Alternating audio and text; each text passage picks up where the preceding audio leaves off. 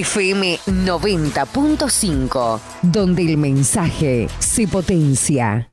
Columna, el profe Mateo Amalfi.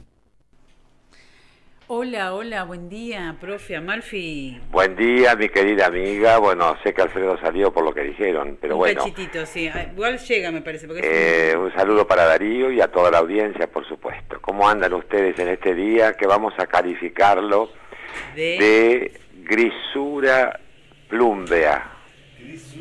Grisura plúmbea. Y está gris y está por llover, Claro, pero va a refrescar. De todos lindo, modos, dice Alfredo, que acaba de pasar. Ahí bueno. viene, es una... ¿Cómo? ¿Le gustó tu...? Bueno, grisura plúmbea, se me ocurrió en este momento mirando por la ventana de mi escritorio, rodeado de libros, viendo a ver qué voy a leer hoy. Ajá. Así que, bueno, estoy leyendo un libro muy lindo, pero después lo Yo voy a estoy acá, comentar. me preparé el mate nuevo, todo para vos. Ay, pero qué lástima que no puedo ir a Y tomarlo. bueno, ¿qué va a hacer? Algún día será. Sí. ¿Cómo andan ustedes? Bien. Bien, aquí estamos con el problema ahora de la... Mira, ahora han aparecido varias palabras: barbijo, tapaboca, mascarilla. Sí. Bueno, pero el problema que tengo es que se me empañan los anteojos cuando me pongo la mascarilla, cuando salgo. Pero bueno, tenés que ponértela un poquito enganchada debajo de los lentes. Sí, vamos a tratar de buscarla, porque tengo que salir a hacer algunas compritas. Te tenés que poner, porque viste que es obligatorio. Ya lo sé, ya he salido. Pero ¿Cómo te la hiciste a vos con la media, como dijo el doctor No, Rodríguez? me conseguí, la compré en un negocio y la vi el otro día y ya la usé. De todos modos, bueno, cumpliremos con lo que corresponde. Bien. Bueno, mira, para el día de hoy no te voy a hacer caso a pesar de lo que hemos charlado. Ya lo voy a dejar para el próximo lunes, el cuento del autor que te gusta tanto, Pedro Mairal. Bueno. Elegí otro de amor también. Apa. Pero está lindo, es optimista y me pareció oportuno leerlo hoy. Es un libro de cuentos que se llama Cerrado por melancolía, de Eduardo Sacheri, aquel bien. famoso escritor él escribió la novela El secreto de no de sus ojos, esa es la película que se hizo. Está bien, pero tiene el Pero esperando la novela se llama El secreto de tu mirada o algo así. Mira, no me acuerdo en este momento. Bueno, Y después te lo googleo. Sacheri. Fíjate, El secreto, y él después fue co-guionista en la película que hizo Campanella, que fue muy mentada en su momento, que la vi también, me gustó. Así que vamos a leer este cuento que se llama Confesión de amor en la parada del 93. Ay, qué lindo. Es lindo, sí. Parece así como algo efímero, como algo de golpe. Vas a ver. Ay. Bueno, empezamos entonces. Al final le dijo que la amaba. Se lo escupió sin atenuantes, sin fijarse ya en escoger las palabras adecuadas. Se lo dijo casi con bronca, casi como si ella tuviera la culpa. Bueno, se dijo Esteban, alguna culpa le cabría por ese amor que a él hacía años le quemaba las entrañas.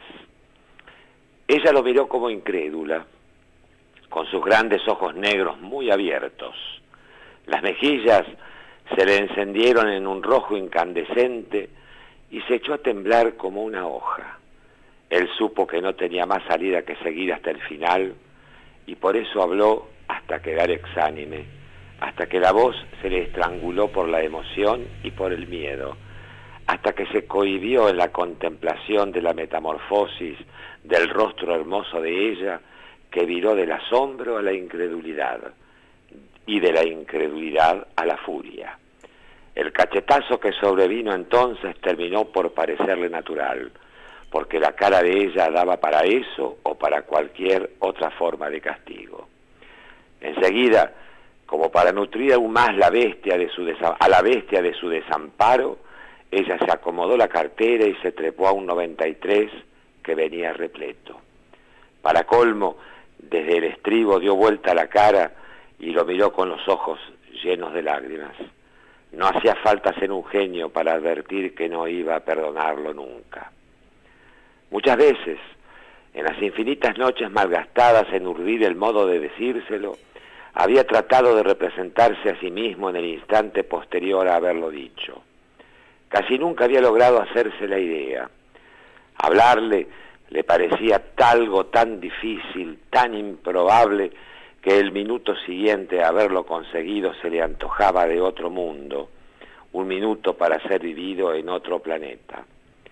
Una vez que constató que seguía con vida, que no había muerto de vergüenza, ni de pánico, ni de desesperación en la empresa, trató de pensar de nuevo el universo en torno suyo. Alrededor todo era igual, ¿a qué negarlo?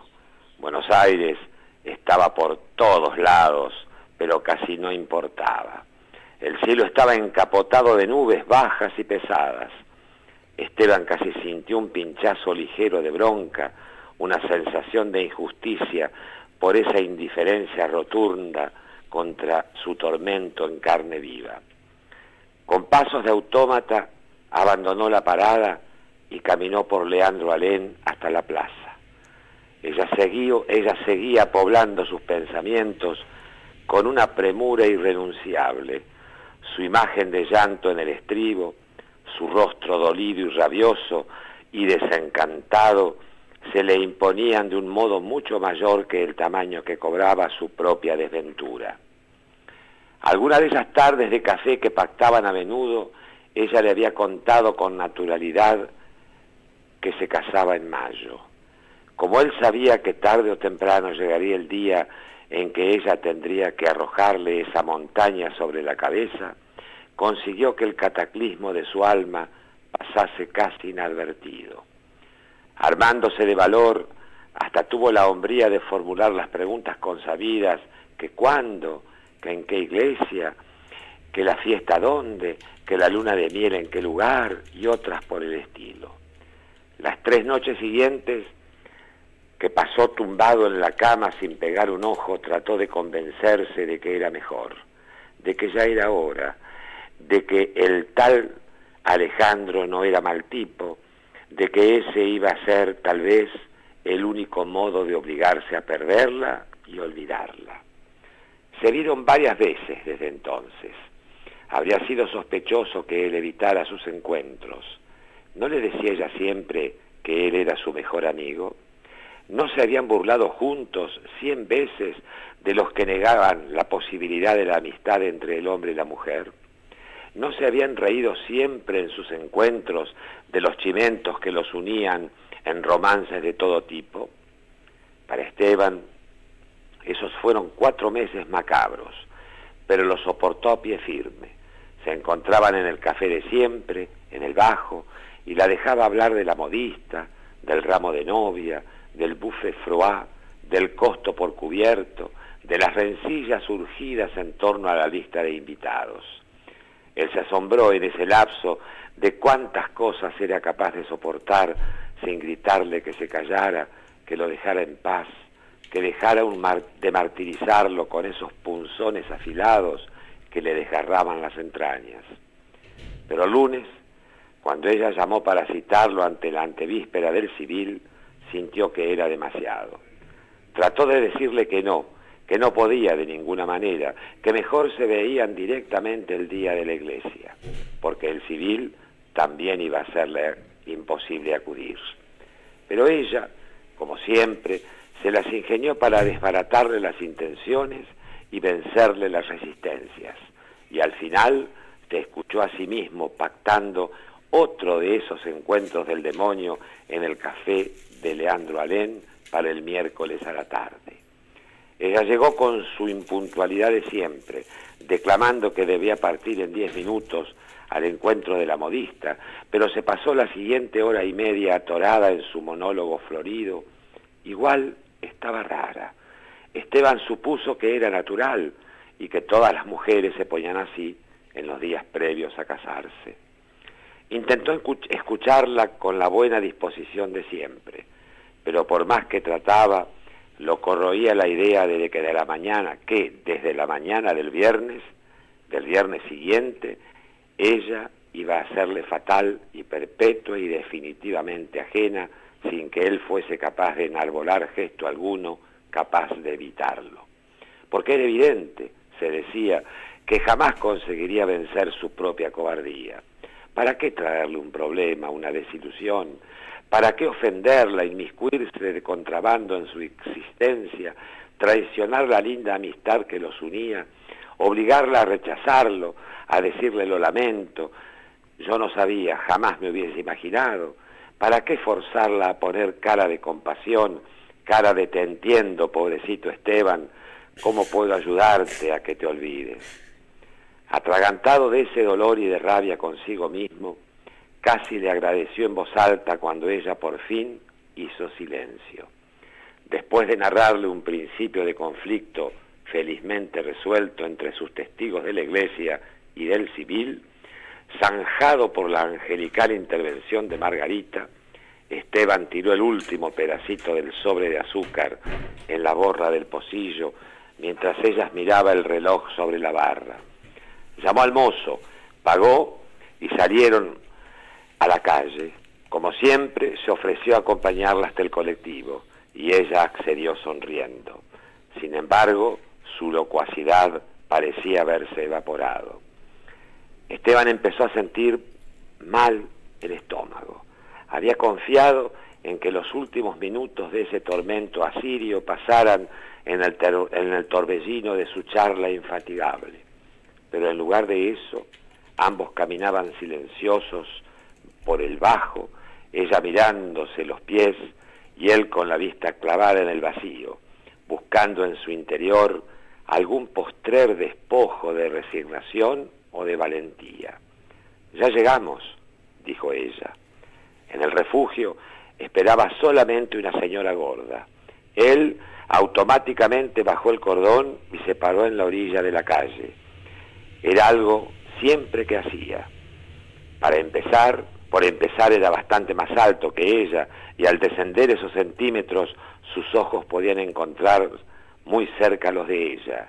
Y además, cuando algún auto pasaba cerca de la vereda, Agustina instintivamente, aunque siguieran la conversación sin inmutarse, estiraba el brazo y le capturaba el suyo, atrayéndolo sin violencia hacia un lugar más seguro, y ese gesto de cuidado e intimidad a él le entibiaba las angustias. Pero hoy ni siquiera esos ritos antediluvianos surtían sus efectos analgésicos. Ella tenía la vista suspendida adelante, tratando de adivinar en su miopía el colectivo viniendo del lado del correo. Esteban, por su lado, trataba de detener el torrente de sus tripas, concentrándose en que ya era miércoles a la nochecita y que el asunto era permanecer con vida hasta el domingo, porque abrigaba la ilusión grisácea de que desde siempre su amor desventurado se iría asfixiando en el tiempo y en la distancia, ahogado en el veneno del irrevocable. No obstante, no se sintió aliviado cuando por fin el 93 se asomó por el lado de Corrientes, y ella lo miró con una sonrisa rara y de labios apretados, y le dijo, ahí viene, como si él fuese tonto, como si fuese ciego, como si fuese incapaz de ver el enorme cacharro amarillento de sus desventuras acercándose inexorable, zigzagueando del carril lento al rápido y viceversa para consumar la catástrofe de su alma, para tragarse el amor de su vida y arrancárselo para siempre. Fue entonces cuando ella lo miró con su cara de enigma de toda la tarde y le dijo chau.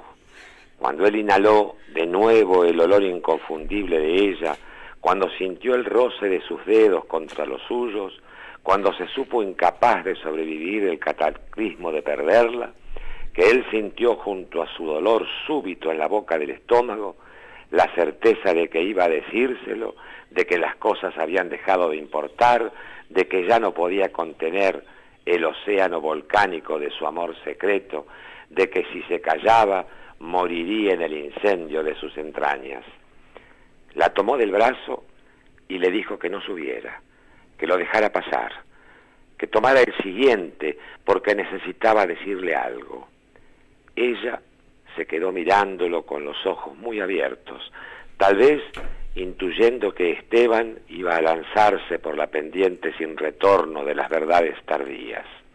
Y él, turbado por la vergüenza, pero inmune ya a los trastornos de la cobardía, la miró al centro de los ojos y le dijo que la amaba. Y se lo escupió sin atenuantes y sin demorarse en escoger las palabras adecuadas. Le dijo que se había enamorado de ella sin límites ni miramientos la primera vez que la vio entrar en la oficina con su trajecito azul y su pelo negro y lacio peinado con esmero, mientras ella tartamudeaba presentaciones y se enredaba los tacos en la alfombra burda del 5º piso.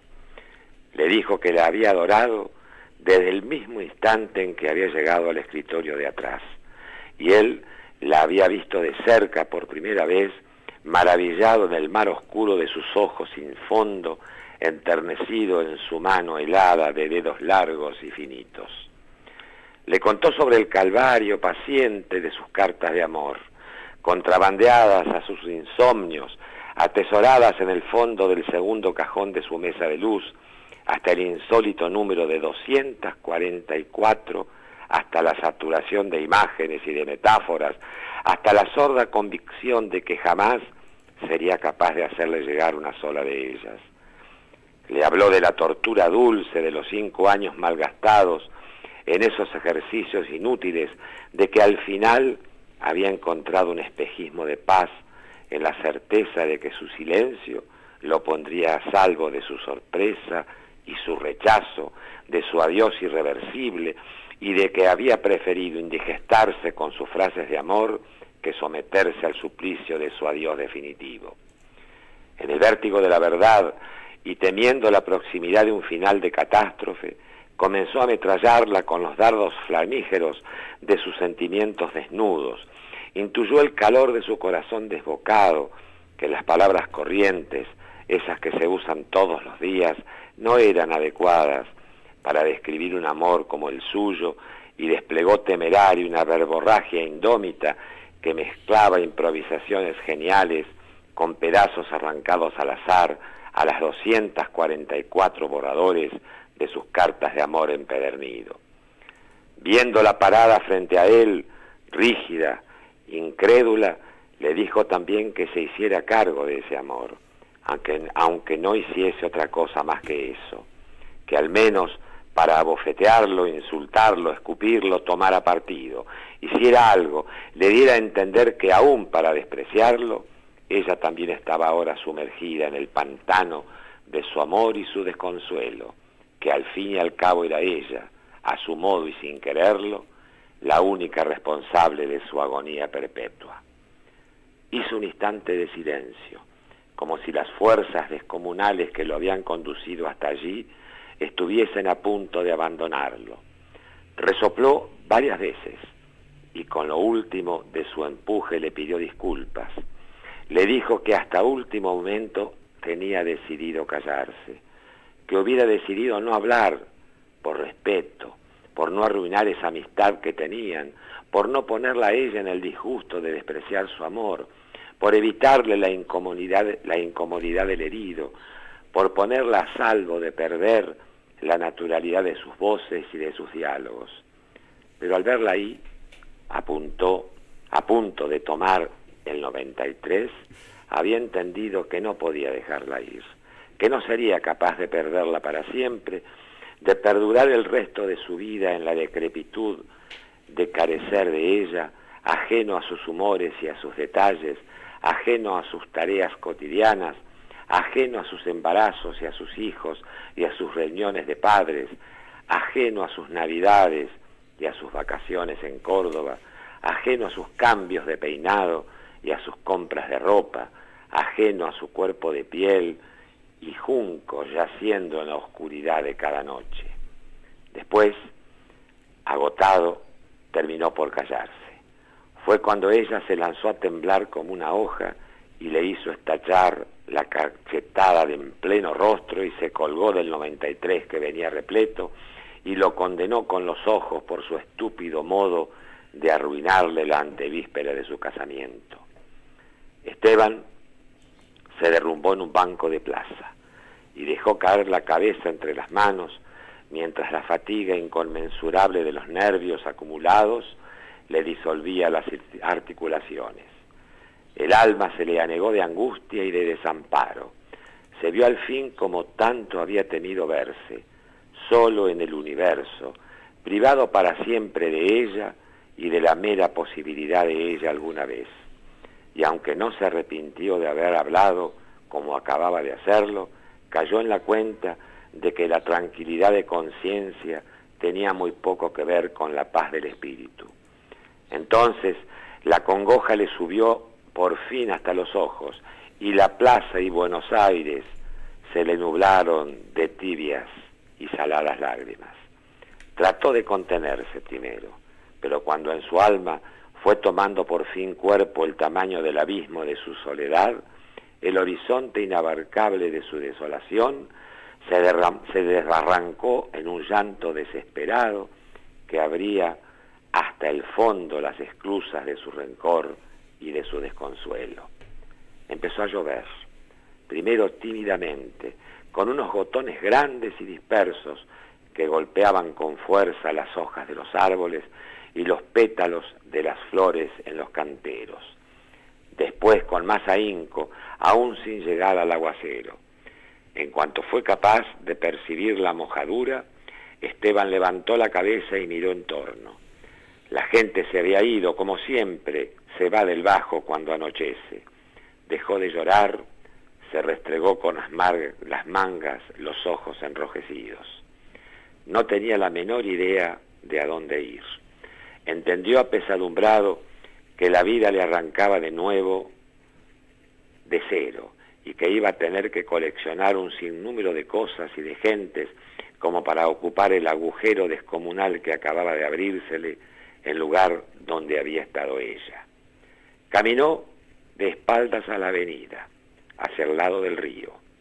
A los pocos pasos se detuvo, se asustó y casi se enojó consigo mismo, cuando por encima del rumor de la lluvia y de los autos creyó escuchar un grito que traía su nombre. Era posible, por supuesto, que estuviesen llamando a otro Esteban. Era posible que aunque la voz fuese de mujer y aunque se pareciese terriblemente a la voz de Agustina, la nostalgia y la desesperación le estuvieron haciendo pasar un mal rato. Era posible que el sonido rumoroso sobre las piedras anaranjadas del caminito fuera otra cosa que los zapatos de taco de ella tragándose la distancia que los separaba. Era posible que estuviese alucinando y que no valiese la pena volverse para verla a ella indiscutible y real y tangible, a ella corriendo por la plaza gritando su nombre, a ella despedazándose el futuro escrito en letras definitivas, a ella también empapada del agua de otro banco de otra plaza, a ella saltándole al cuello en un abrazo risueño y bañado de su propio llanto, a ella incinerándolo para siempre en el fuego de sus labios contra los suyos, a ella abrigándolo en sus primeras palabras de amor, susurradas, trémulas contra su oído. Punto final. Bueno. Bueno, me gustó. No lo leí nunca, Sacheri. Me gustó muchísimo, tiene una manera muy linda, ¿viste? Pero ahí, a mí lo que me llama la atención en la narrativa moderna es la ruptura del tiempo narrativo. Sí.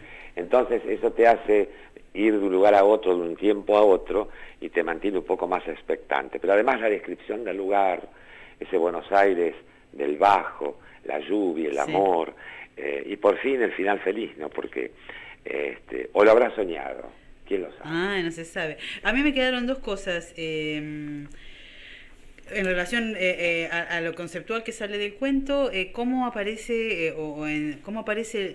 dos sensaciones, dos sentimientos, la vergüenza y la incredulidad ante la presencia del amor. Vergüenza. Ajá, y sobre todo de dos amigos. Sí, vergüenza. Vergüenza e incredulidad. Vergüenza por parte de y ella, o sea, lo que más ronda alrededor de él me dio la sensación como vergüenza de declarar, y ella incredulidad. Claro, pero al fin y al cabo ella lo amaba, o creemos que lo amaba. Y a veces una amistad de 5 años, unos cuantos años.